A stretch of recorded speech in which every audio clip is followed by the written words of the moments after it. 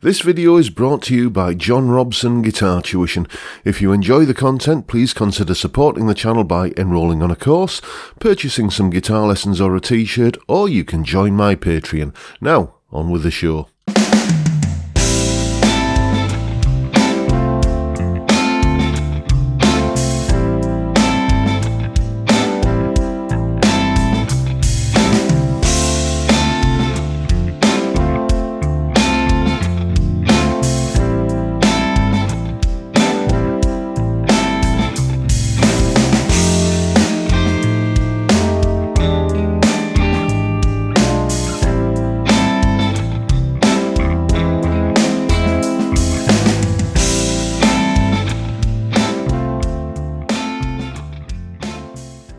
Hello chaps, welcome once again to John Robson Guitar Tuition.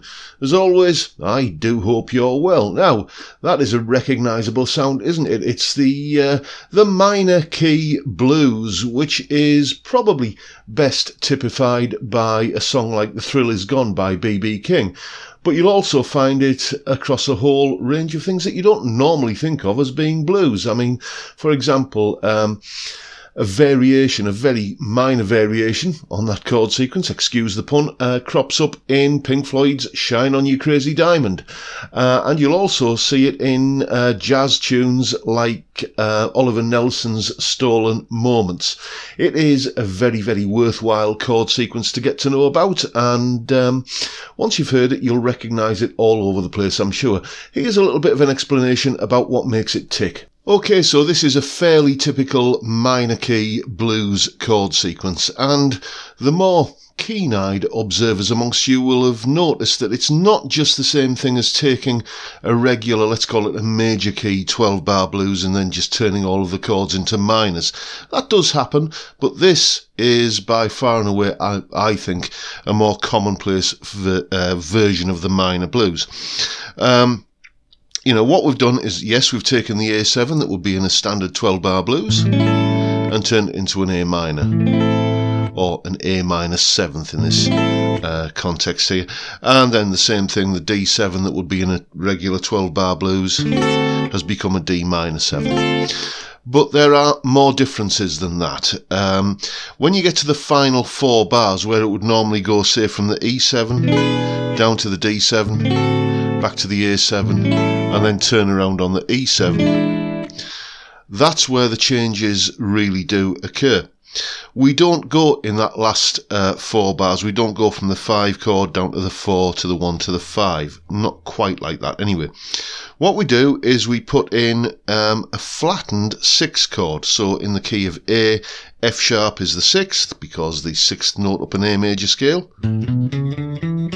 1, 2, 3, 4, 5, 6 is an F sharp. Flatten that, it becomes an F.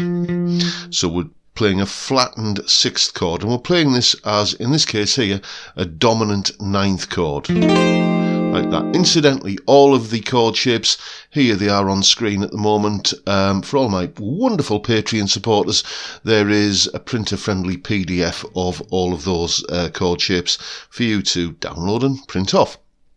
Anyway, so why is that kind of F9th chord there, that essentially an F7th? An F9th is just an F7th that's wearing a posher suit, really.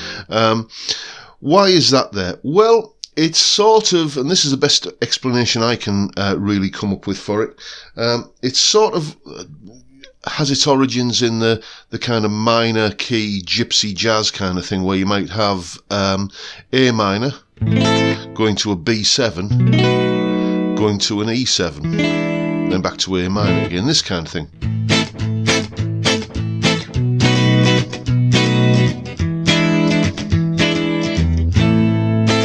That kind of thing. Now, here's the interesting thing, or I think it's interesting anyway. That B7 chord contains these 2 notes, the D sharp and the A. And those 2 notes really do kind of sum up the sound of that chord. If I stick a B root note with my thumb around the top, underneath those 2 notes, we get something that really does invoke the sound of that B7 chord. But here's the interesting thing. Those two notes, the D sharp and the A, also are in the F9th chord. So when you do that, when you substitute the F7th chord for a B7th chord, when you kind of swap those two round, because that note and that note are 6 frets apart if you were to find them on the same string. Let's do that. There's the F note there, there's the B note down there at the 2nd fret. So that's there to there, that's a 6 fret interval, 3 tones, a tritone. When you substitute the F7th of some description in place of the B7th, that is known as a tritone substitution. And you'll hear this at the end of the verse section, or I think it's the verse section of Gary Moore's Still Got the Blues, you know, where he goes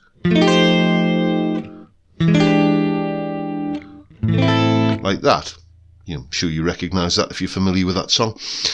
So that F7th or F9th will lead nicely into that E7. I'm playing an E7 sharp 9 here, the old Hendrix chord. That F7th or F9th will lead just as nicely into the E7 as the B7 would. Have a listen. Here's B7 to E7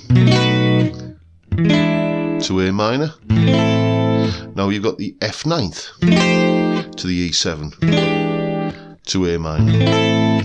It's just a different spin on that that chord sequence, basically.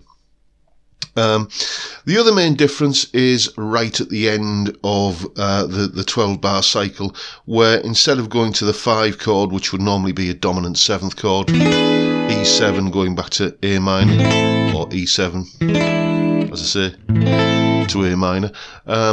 What we're doing here is we are turning that 7th chord, that E7th, into an E augmented. Now, E augmented can be found, the notes of an E augmented chord can be found lurking inside this minor scale here, the A harmonic minor.